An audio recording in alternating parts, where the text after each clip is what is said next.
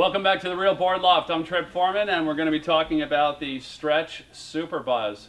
The Stretch Super Buzz is based on the Stretch Mr. Buzz. It's just a tuned version specifically for softer or smaller waves. There's a lot of people freaking out about the Stretch Mr. Buzz, and it definitely works well with waves with more push. How do you take that design and make it work in very soft, very average, very ho-hum conditions? That's why Stretch came out with the Stretch Super Buzz. The Super Buzz, you're going to see it's still a very, very small board, designed for minimal amount of length and also minimal amount of foam, and then to bring back that user friendliness through the design of the board. That's going to be easy to paddle, and also through the lift of the board in the tail and in the concaves. The differences between the Super Buzz and the Mr. Buzz: the Super Buzz has a slightly narrower nose, and then it also has a little bit more entry rocker into the board. So not so much rocker that it's going to detract from the paddling and from the wave catching ability, but just a little bit more rocker and a little bit less nose here. And what that does is it offsets the difference in the tail, where the tail of this board actually has less rocker than the Mr. Buzz. So less rocker on the tail is going to give you more drive off of your back foot and the ability to create more speed when you need it. On those softer waves, it's all about the surfer making speed, and once you get into the Mr. Buzz realm where there's some push in the wave, you actually can start putting as much tail rocker in there as you want and just using it for turning. But if you want to generate a lot of speed, go with a flatter tail rocker. That's going to be the equation for making everything a lot faster. The other thing that you're going to see different in this board is that it actually has a little bit of a bump in the outline right here at the front fins, and brings in the tail about 1/4 to 1/2 inch narrower at the tail block.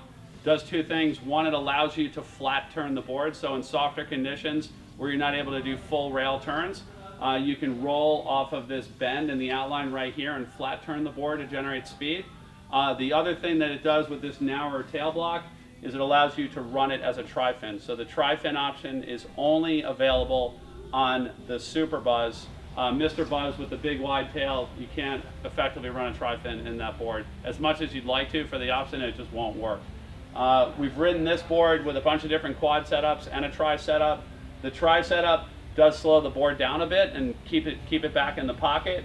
What you lose with that tri-fin setup is you lose the ability to surf at high speeds and do big open face carves and turns back into the pocket. The board won't get over on a rail as well, out on the face and come back in with that tri-fin. It does feel nice right in the pocket, but the ability to do those full rail turns is going to be a lot harder with the tri-fin. Talking a little bit about fins, we looked at the future controllers in the Mr. Buzz.